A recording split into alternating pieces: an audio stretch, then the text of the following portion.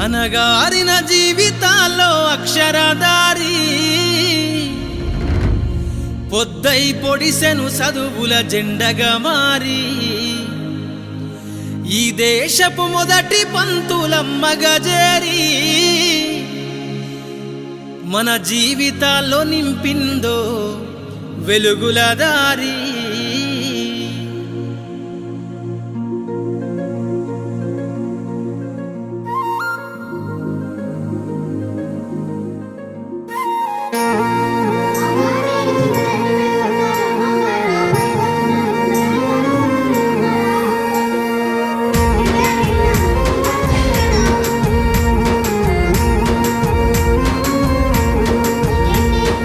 అనగారిన జీవితాల్లో అక్షరదారి